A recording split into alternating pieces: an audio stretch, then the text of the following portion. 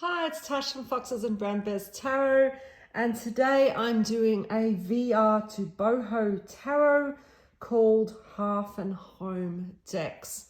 So I've taken a while to do this just because it really took a lot of thought, but it's a super cool tag, so very excited to share my thoughts. Okay, so the first one is Hearth and Home. So it's a deck that feels like coming home. And for me, this is the Green Witch Tarot. I'd actually taken a bit of a break from tarot, and it's the Green Witch Tarot that really got me back in. This is the one that is just a total comfort deck in that sense. It's whenever I don't know which deck to go for, whatever, this is always going to give me a sense of real warmth in my heart. It does feel like coming home. So it's a really cool one. These are the backs, and the deck is absolutely gorgeous. So you can see here, you've got, it's a very kind of earthy look, very kind of, there is a lot of magic-y stuff in it. But it's just so beautiful and nature-based, and it's a world that makes me want to kind of crawl into it. And it's like, oh, I just want to be there. It's so cool and comforting and lovely. And even some of the tough cards, like the Three of Swords, it's still cozy. I mean, you still got that nice little cottage you can kind of crawl into, and the Four of Swords even, very nice rest. And just a beautiful, earthy, comforting deck for me. So this is probably the ultimate Hearth and Home deck. And so I really had to pick this one first. It's one of my top 10 decks. I love it incredibly. All right, so the second category was Gather Together. This is the deck that reminds you of family and friends. And so this was a tough one. I took quite a while to think of this because I don't really read for people, and I don't know, like my decks are kind of a separate thing to me. And so I really struggled with this, and I eventually decided to go to my Angel Tarot cards by Radleigh Valentine. And the reason for this is because this is one of the decks I've had forever, and I used to have the version by Doreen Virtue and Radleigh Valentine, although I'm using only this one at the moment. And I got these, and this deck really helped me learn, and I used to pull it out all the time and do like yearly readings for my family. And so this is one of the very few decks I've ever used to read for family. And so in that sense, it reminds me of them a little bit. And I always think of some of the readings that I've done for my mum with this deck. And so it's a very glossy deck, so apologies, but very cute, beautiful little artwork. I love the meanings of the bottom aren't particularly distracting to me. Sometimes I use them, sometimes I don't. Sometimes I just go with what the image is showing. But I find I could use this quite intuitively, and I don't know, I just have some really good memories of using this with my family, particularly now when I haven't actually seen my family in a very, very long time. That they live in another part of New South Wales, and so I haven't been able to visit them. And yes, so yeah, this is a lovely little deck. I really like it. I don't use it as much anymore. I don't use it as much as I used to. This was pretty much my primary deck for a number of years, and it really taught me how to read tarot in different ways. But I have kind of veered away from it at this stage, even though I'll always have it in my collection, and I'll always go back to it every now and then anyway, because it is gorgeous, and it is quite fun and very easy to use. So I do really like it. So yes, so that is my Gather Together deck. The third category was Light Up Your Life. The deck that lights your way through the dark. And I actually couldn't decide on one for this one. So I've gone with 2 decks. And the first one is no surprise to anyone. It is the Medicine cards by Jamie Sams and David Carson. I no longer have the box to this deck. I've had this for quite some time. And it is one of my all-time favorites. Now, these are the backs. The backs aren't great. They're really not. But the deck is amazing. And the book is incredible. I think that's one of the things I love about it. Because it just gives such comforting messages. And no matter how I'm feeling, no matter what's happening, this deck always says something comforting and useful to me.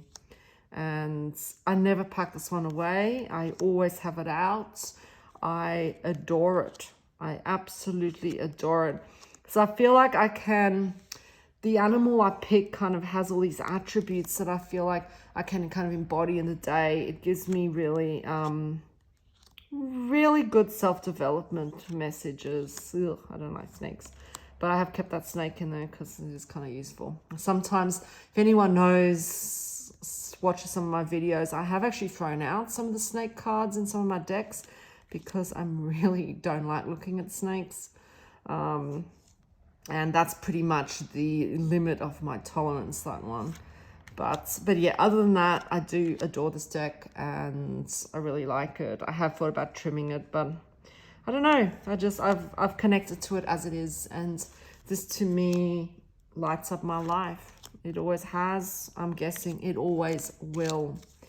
A slightly newer deck as well, which lights up my life. No surprise, it's also an animal deck, and this is the Spirit Animal Tarot. It used to be called Animal Wisdom, I believe, but it's now been re-released as Spirit Animal. And this one is just gorgeous. I mean, I love animal decks anyway. They fill me with enormous joy. And so it's no surprise that they are the ones that light up my life. But this one in particular is just so soft and comforting. So these are the backs, they're gorgeous. And just the artwork so beautiful. And like, there's just, it's such a comforting, beautiful deck. The book has lovely meanings to it. The animals are chosen very, very well. And I always just find that this is like a little bit of a hug, this deck. I really, really love it. And I think just the coloring in it lights up my life. It is a really beautiful one. So I really like it. It is very glossy, but I quite like glossy because it makes colors pop and it makes it really, it's that nice gloss that doesn't stick. So it actually shuffles really beautifully. So yes, so that is the Spirit Animal Tarot, another deck that lights up my life. All right, the other category is rainy days. So this is the deck that you want to curl up with on a rainy day. And for me, this has to be the Majestic Earth Tarot by J.D. Hildegard Hinkle. This is just, oh my gosh, I love this deck so much. And these are the backs. And it's just beautiful landscape. And I think when you're stuck inside, it's a way of kind of traveling beyond your little world, and the landscapes are just so evocative, and I don't know, you can just kind of travel within them, and really intuitive, but also kind of very opens me up to contemplation, which is really what you want to be doing on a rainy day. You want to be contemplating things on a different level, and I just think this is gorgeous. Not to mention that sometimes seeing those nice sunny scenes kind of gives you a little bit of cheer on a rainy day. But even the other ones still make you really think, and I guess I like that it is very nature-based, and I think this is one of the themes that is coming through, is people would have recognized that I am very much into nature and animal decks, although there are some exceptions that are coming up, which will be no surprise to people at all. So yeah, so that's the Majestic Earth, absolutely gorgeous deck. I'm so grateful that I managed to get a copy of this. It was on my wish list forever, and then she released some more decks, and I immediately bought one because I just wanted it so badly. So badly. So yes, that's the Majestic Earth for rainy days. The next one is Harvest Nights. So this is a deck that evokes harvest vibes or bonfire nights. And for me, this is interesting because I was kind of thinking about this. I don't have very autumny decks. And so I went with the Herb Crafters Tarot. So it's the Herb Crafters Tarot by Letitia Guthrie, artwork by Joanna Powell Colbert. And I picked this because it is that very planty kind of base deck. And so I think that's the closest I have to sort of harvests. These are the backs. And so it's very much about things growing. And yeah, absolutely beautiful. It took me quite a while to connect this deck. And initially when I got it, I loved the artwork, but I just didn't vibe with it. And I actually regretted purchasing it. But I have subsequently spent quite a bit of time with it. I've grown to appreciate the absolute genius that has gone on in planning this deck. It is astounding. Like the choices of plants and herbs, the way that the deck is organized, the progression between numbers, the court cards, like everything, like the difference between the majors and the minors. This is the most beautiful deck, and it's just wow. So yeah, like I absolutely adore it now, and I find it very, very comforting, and it gives me that kind of warmth to it. And particularly like things like turmeric, beautiful. But yeah, it's very harvesty. Like it's things you can make out of plants, like that one. And yeah, just absolutely gorgeous deck. Highly recommend that one. All right, then the other one is Handmade with Love. Now I don't have any handmade decks. And so I was kind of thinking about which one feels kind of handmade-y to me. And so I've gone with the Messages from Your Spirit, Animal Spirit Guides by Stephen Farmer. And I've had this for years. This is one of my oldest decks. And I mean, it is a bit worn even. And these are the backs. It's got this lovely kind of linen-y kind of cardstock. So it feels, I don't know, it feels very weighty and kind of almost handmade. The artwork's gorgeous, and it kind of gives me a scrapbook feel, the way the cards are actually presented. And I love this. Once again, gorgeous. Like you got the animals, you got the lovely saying. And I haven't actually pulled this out for a while. Now that I've pulled it out, I'm like, oh my gosh, why haven't I been using this all the time as well? Because I adore it. The messages are just so beautiful, and the book's lovely, but you don't even need the book, you know. Let go of your fear. No, you're safe and protected at all times.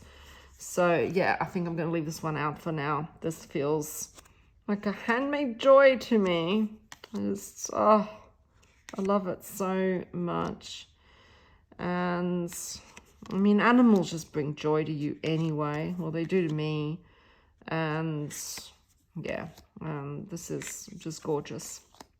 So it feels very scrapbooky to me.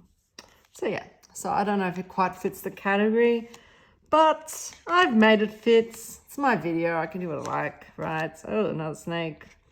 That only just passes my limit for tolerance. Just. That's, yes, one more snow leopard. Okay, and then the other one is Thankful, Grateful, Blessed. Now, this one was a no-brainer for me. I had to pick the Everyday Enchantment Tarot by Poppy Palin. Anyone who watches my channel knows that this is one of my all-time favorite decks. I love it, love it, love it. And these are the backs. I have trimmed it. And because they were quite large, and I just think the colors pop trimmed. I did leave the bottoms though on them, so you still have the actual card names. I do have another copy. This is one of the very few decks. It may actually be the only deck I have a spare copy of, because it is my all-time favorite, top one. And I'm actually considering trimming that one to make it completely borderless, just because I think it'd be really cool. And I know this deck quite well, and I think it will just open up intuition a bit more. And also particularly because the reason I've picked this deck is this is my gratitude deck. I mean, this is an all-rounder deck. I use it for pretty much everything. Once again, this could have easily been my Hearth and Home deck as well, because it's the one I go to whenever I really don't know which deck to pull. But one of the things I do with this deck every night is I'll pull a card and use it for a gratitude study. So if I pulled this card, for example, I'd be looking at, I'm grateful for my opportunities for learning. And you just pull something out. Now, it doesn't always relate to the actual card, which is why I'm actually tempted to have a copy that's completely trimmed, because then I can just use the artwork. So this one, for example, is the moon. I might say I'm grateful for dogs. You know, I don't have a dog, but if I did, I'd be grateful for it. You know, you could have all sorts of things, you know, and I do that all the time. So this one, for example, I don't have a family as such, but I could pull this card and say, well, I'm really grateful for having a home, you know, with a beautiful kitchen or something. It has nothing to do with the Empress really, but it's my gratitude deck. Yeah, so it is a no-brainer for me, because it is the one I use for gratitude study. And yeah, absolutely lovely. So this one, I might say I was grateful for my morning coffee. Nothing to do with the Ten of Wands, but still, it's one way that I use this deck quite effectively, because it's just so detailed, and because it's so grounded in everyday events and depicting everyday people, everyday situations, that you can very easily pull something out that relates to you in the everyday world. So yeah, that's my Thankful, Grateful, Blessed deck. And finally is the Comfy and Cozy. And this is the deck that is always there for you. And I mean, I had so many options for this one, but I've ended up going with this one. The Angels and Ancestors Oracle Cards by Kyle Gray, artwork by Lily Moses. And the reason for that is because I use it all the time, and it always comforts me so much. These are the backs. I love them so much. They even feel smooth. Sometimes I just sit there and like stroke the card. I know that sounds ridiculously creepy and weird, but even that, like, it's comfy. So yes, and the artwork's beautiful. I really, really like it. I love the keywords on it, and the book is just so comforting as well. And I just really like it. It's one that I've used a lot during lockdowns, because it always just kind of inspires me and comforts me. And I don't know why, but there's something about it that has been incredibly helpful. And so for that reason, it definitely has to be my Comfy and Cozy deck. And I don't know, an honorable mention would be The Sacred Traveler by Denise Lynn. I was tempted to pull that one out because I use that a lot as well for comfort, because the the messages are always inspiring. But because I've been using this one a lot lately, I've decided to go with it.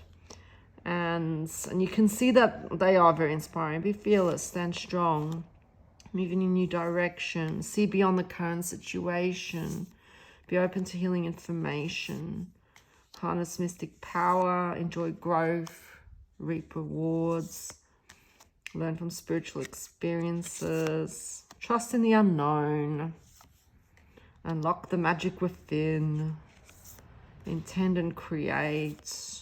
And this one, oh my gosh, this card has come out so often during lockdown. Trust your talents in changing times. And this to me is just, oh my gosh, this card alone would fit my comfy and cozy category. So yes, so it's just lovely. I could keep going, but that is my VR. And I'm glad I did this. I was tempted not to, just because obviously in the Southern Hemisphere in Australia, it's not autumn or fall at this stage. We're actually in spring now, and so Hearth and Home doesn't quite fit. But you know what? It's a cool VR, and I really wanted to do it. It's a cool tag. I had to do it, and I love doing VRs. So thank you for watching, and I will catch you next time. Goodbye.